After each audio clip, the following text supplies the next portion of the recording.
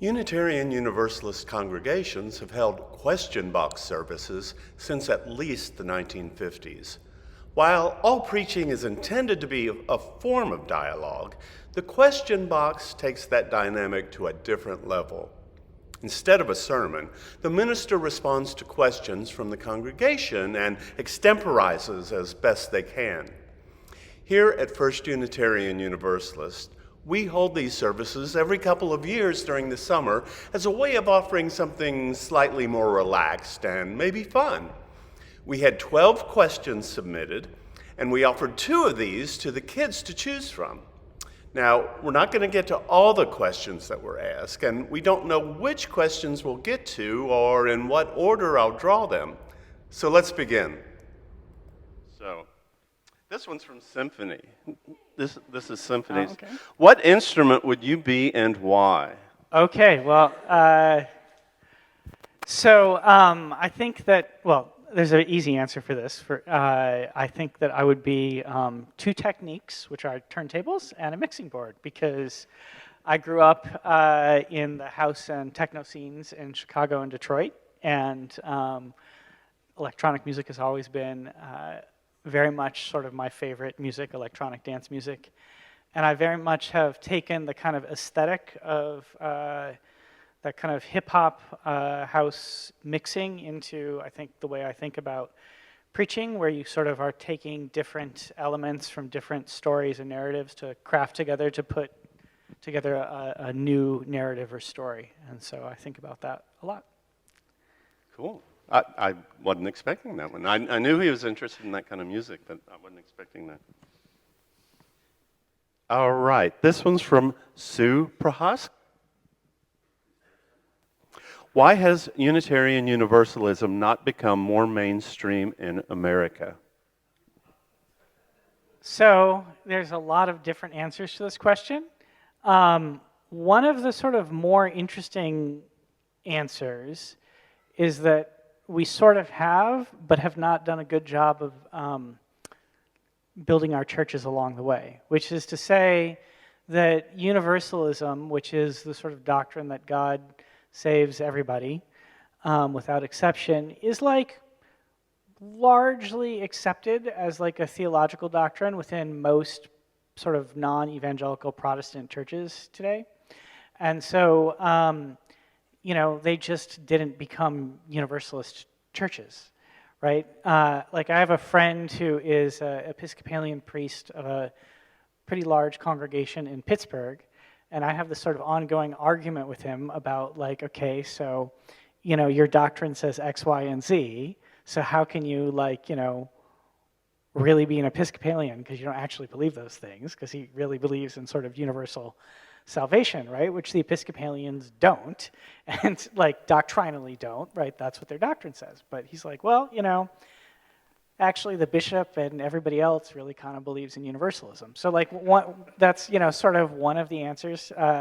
There's another sort of answer along those lines, which is there's an intellectual historian from the University of California, Berkeley, named David Hollinger, who wrote a book called After Cloven Tongues of Fire, which he traces out all of the different sort of social reforms that started in liberal churches and have come across to be sort of widely accepted within U.S. culture, right? And so all sorts of ideas and things that began in congregations, but people didn't join the congregations. It was just that the values of the congregations, like religious pluralism, permeated society.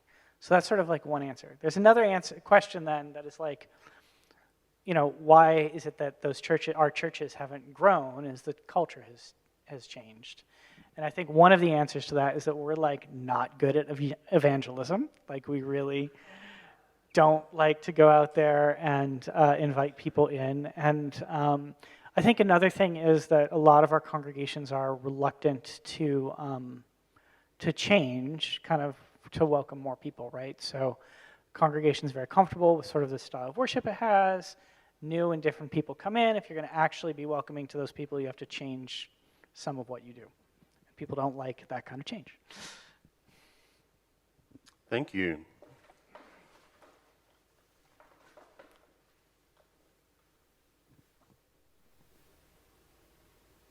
This one's a little deeper. Mary Cook asks, how do you maintain your faith? Whew, that's that's a very it's a simple question with a really complicated answer, right? So, like, on one level, I have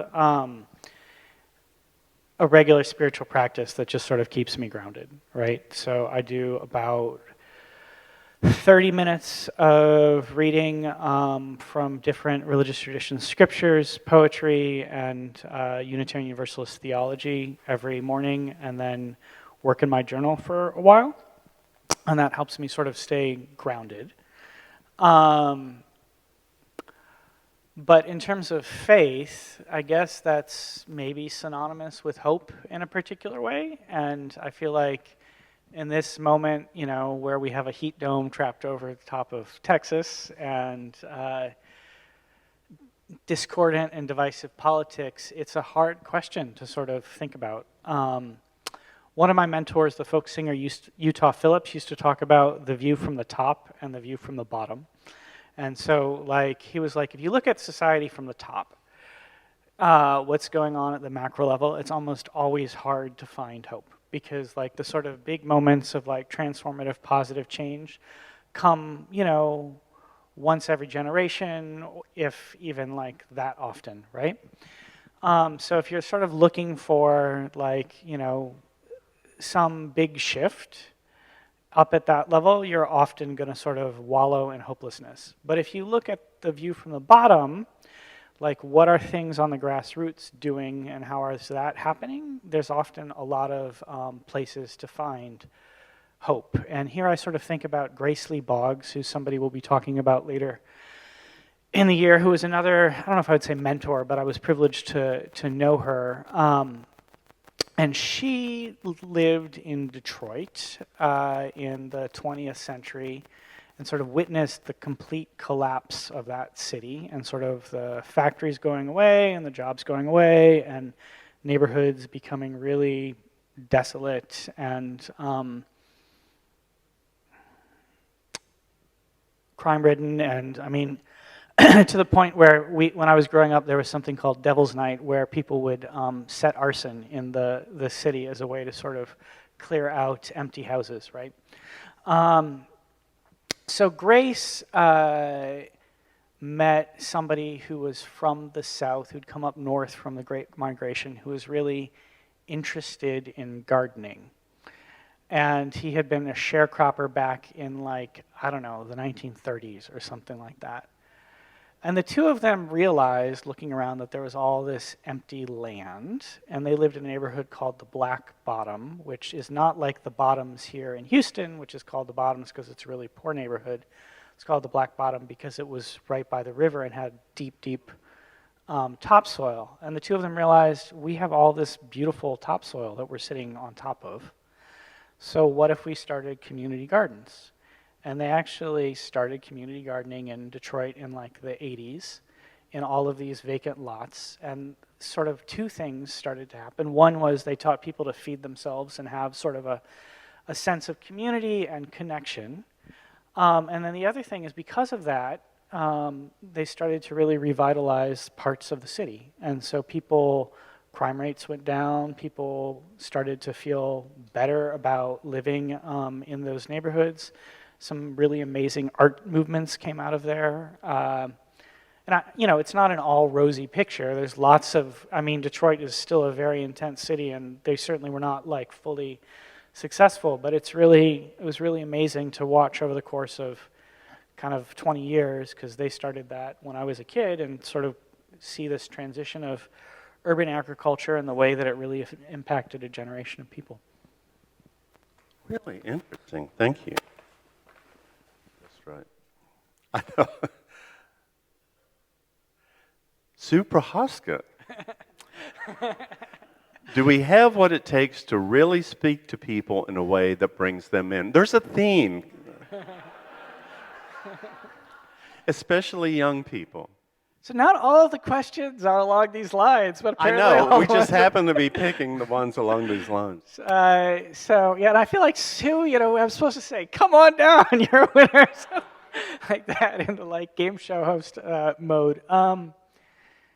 Yeah, I mean, I think just kind of really thinking about how we can talk to people in different ways or communicate with them. Like one of the things I'm excited about along those lines is our Spanish language ministry. It's very small and just kind of getting started, but I think being in a city where 40% of the people speak Spanish as a native language, it's really important to kind of offer that avenue, even if it's, even if we get 25 people at a service as opposed to however many are, here now. And I think that like sort of just the more we can think about different venues, different ways to offer up our message, really will help. So. All right. Nancy Edwards asks, can you hear? There we go. Nancy Edwards asks, when are we going to have Bach, Beethoven, etc., and organ music again? So I think there's a lot of answers to this question. One of them is that I understand we had either Bach or Beethoven, and Chelsea, you can let me know which one, because I don't remember, like 2 weeks ago. Bach. We had Bach 2 weeks ago in the service, so it's not like there isn't Bach. Another thing to know is that the organ is being played less often right now because it needs about $50,000 worth of repairs, which is part of the proposed capital campaign. So if you want to hear the organ more often, hint, hint. You're going to have to help raise the money for that this fall. Because Chelsea's a wonder, but she's only able to do so much with an instrument that's sort of slightly permanently out of tune at this point. But another answer to this question is in part, like we've really, with Jolie, who's been our music director now for the last year and a half, actually, really tried to be working on diversifying the musical offerings in the congregation. And it turns out that like one of the best ways to try to build a more diverse congregation is to diversify the musical offerings. And so if you look at like the handful of Unitarian Universalist congregations in the country that have become more multiracial, so many of them have really transformed their music program from something that focused on sort of classical music and folk music to having a wider selection of stuff. So there'll still be Bach and Beethoven, but we're going to keep expanding. So they're still there, maybe just not as often, but yeah. they're still there. Well, let me say one other thing. I think that, like, actually, if you're going to become a more multicultural congregation, that means that the people who are here and have been here for a long time have to give up a little something to make other people feel comfortable and have to make room for somebody else, right? And so, like, I think part of, like, having a bit less Bach and Beethoven and a bit more jazz or funk or the like is about making more room for different voices and different perspectives. Thank you. Derek Elliott asks, what is the significance of samadhi, is that pronounced correctly? S-A-M-A-D-H-I, and how may it be applied to our everyday lives? So I'm going to stick with the English because my Sanskrit is not great.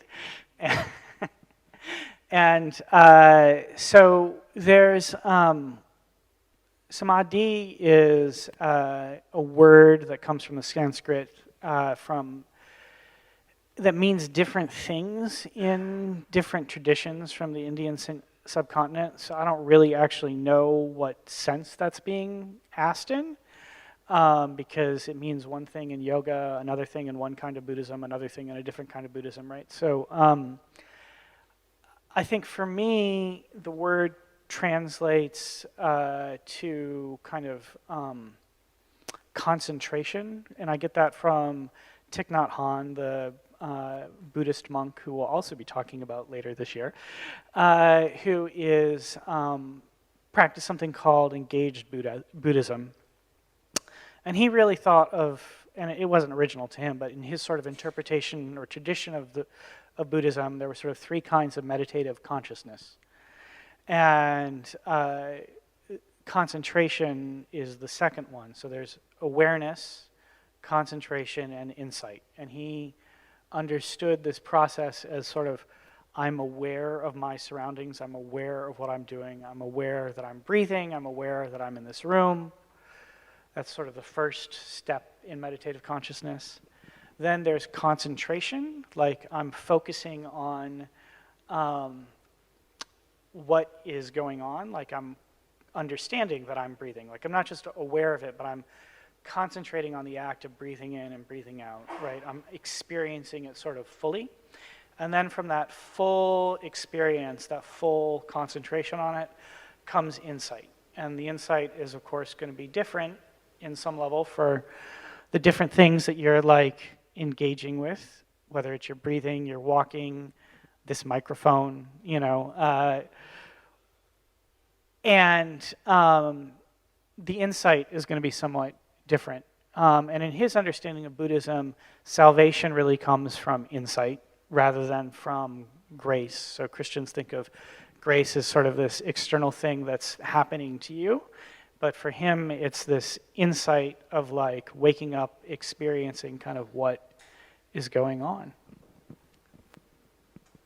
Fascinating. Thank you. I think one more question after this, then we got. I was going to say we may need to hear some music after this question, so we can take a breather. Oh, this is from the friendly voice you hear when you call the office, Gaspar Tiznato. What are some philosophers you would recommend to someone interested in Unitarian Universalism? I mean, the sort of classic answer to that question is always going to be Ralph Waldo Emerson, Henry David Thoreau, and Margaret Fuller. I'm not actually certain I would start with them, or even, well, I guess I just did. But I am aware. I am being aware.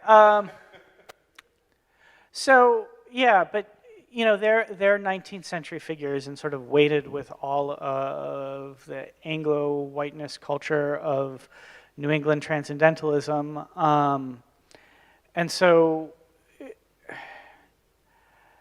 actually, the person, and so there's a lot of other people that one can look to, right? Here in Houston, we might look at Tony Pinn, who teaches at Rice, who is certainly one of the most influential contemporary Unitarian Universalist thinkers. He's an advocate of Black humanism and has written 20-some books on that subject, including things wrestling with the question of evil in human existence, how hip-hop and religion intersect, art and religion.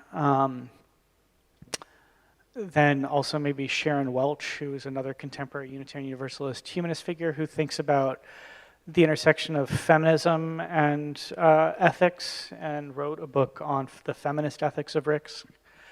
Although the actual, like, I guess the thing about this is, so I'm writing a book right now on this, like, Unitarian Universalist theology. And the person that I start with actually is Robert Wedderburn, who's a very not well-known early 18th century British and Jamaican Unitarian preacher who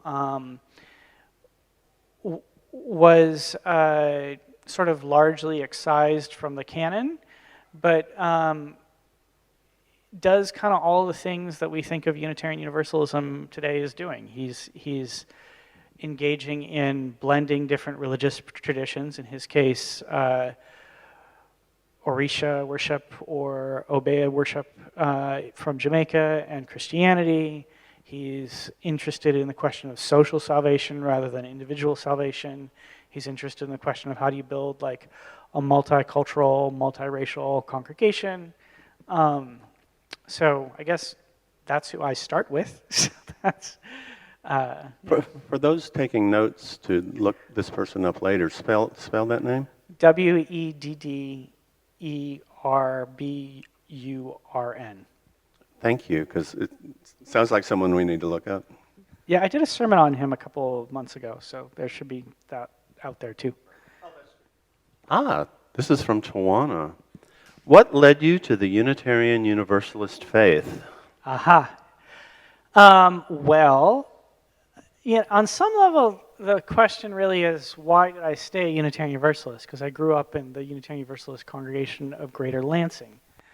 And so there's a few different reasons why. One, I mean, growing up, it was where a lot of my community and friends were. So like because I was very involved in youth group and then very involved in college groups. And so like a lot of my friends were Unitarian Universalist. And when I would move to a new city, I would like go to a church and see people that I had met through different, activities or whatever. So that's sort of one simple reason. But I think two other things are our tradition's commitment to social justice, which I very much share and have found that our churches have a real capacity for social change and for social engagement that I very much appreciate. And then our sense of spiritual exploration, and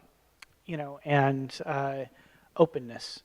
And so those three things, I think, are what kept me a Unitarian Universalist, and I think brought me into being a Unitarian Universalist minister.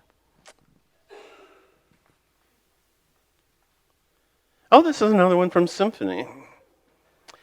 How have things from your past influenced how you minister today? So my friend Alma Faith Crawford used to be the professor of homiletics at Starking School for the Ministry in Berkeley. And when people asked her, how did you prepare for a sermon, she said, well, I spent my whole life preparing for it. So, and her point was sort of like everything you do somehow goes into your preaching. You draw from pretty much everything. So, I think like some of the obvious answers are my family of origin and kind of how that shaped me. My experiences in seminary and then at graduate school at Harvard. My experience growing up a Unitarian Universalist. I think probably the more, I talk about it in my preaching, so it's not probably a shock to people, but I think my experience in the labor movement, really probably more than anything else other than those things, the labor movement, and then also the many years I spent heavily involved in the dance music scene, right? Because in both those cases, there's a question of sort of how do you build like a community for liberation, and how do we do those things together? And also, in the labor movement, there's a real question of how can we build more democracy into like people's lives, and how do we do it through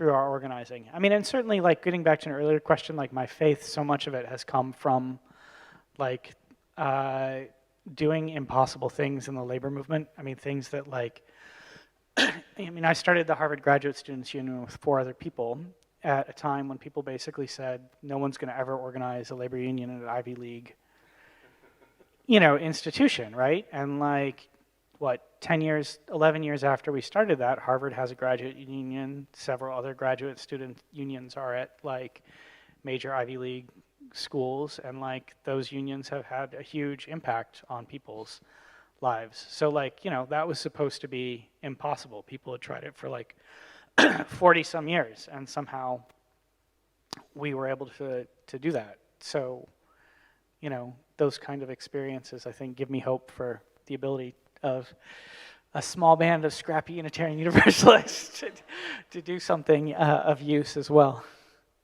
Very cool. Well, this is a long one. This is from Carl Walther. The growing number of unchurched, nothing in particular affiliated persons of low education income level may be contributing to the anomic political anger, susceptibility to demagoguery plaguing our society. A conventional religion like Unitarian Universalism seems to be ideal to bring these people back into positive community relationships. yet it seems to attract primarily the educated and progressive. Is there a way to attract these people into our wonderful and supportive UU fold?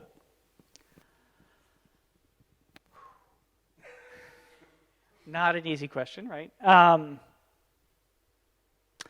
So I think, like, one of the questions that I would have back is, like, what is it that we're offering people? And I think that, and then how are we letting people know that they're welcome and offering that to them? And so, I mean, like, I feel like in the state of Texas right now, where we have a governor who is an advocate of what I call the politics of cruelty, I think we have a lot to offer people in the sense of a community that is saying, you know, you're welcome here, whether you're an immigrant, whether you're a trans person, black, white, queer. So we have that message, and I think that that message is important and powerful.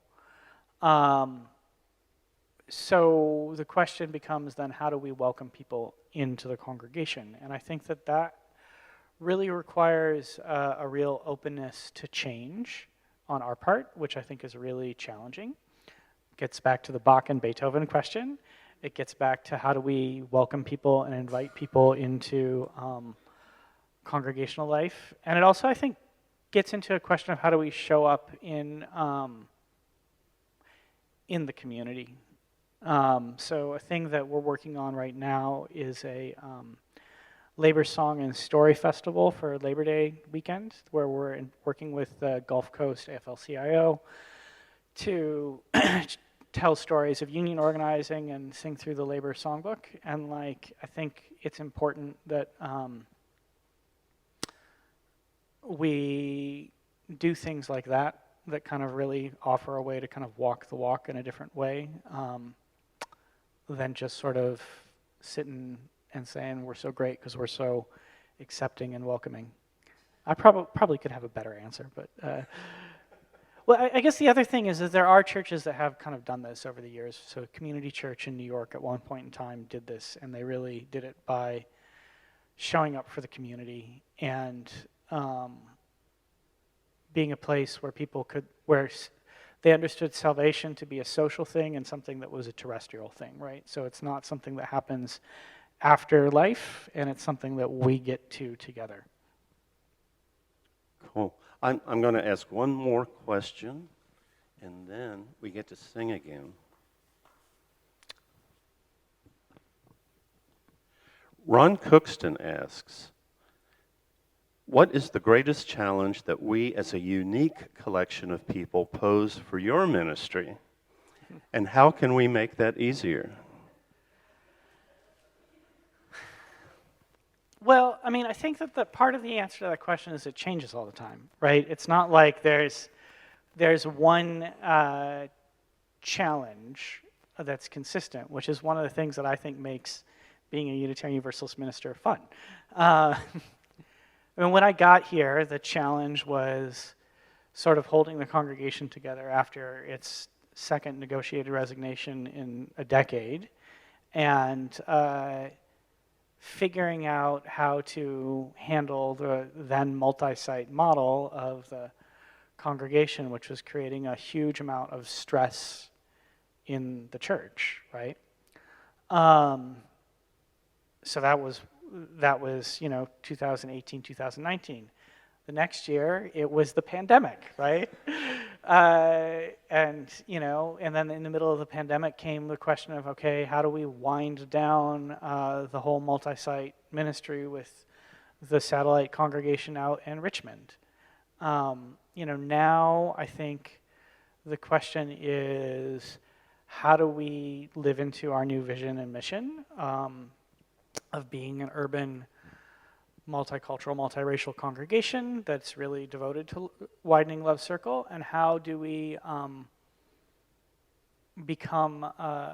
do we handle the growth that we're experiencing? I mean, we have had a lot of growth in the last year. There have been Sundays this July, late June and July, where we've had more people in the building than we did for the Christmas services, which is just like kind of mind-blowing to me. Unheard of. Right. Not at the 9:30 service, though. So if you're looking around and like, what's going you know, and so I think that how do we accommodate that change? How do we be open to that change, I think is really important. And I think that one of the big questions for the congregational leadership is how do people who have been in leadership for a long time sort of step back and mentor new people into leadership roles, understanding that, you know, their needs and their vision for the congregation are going to be different than the people who have been here for a long time.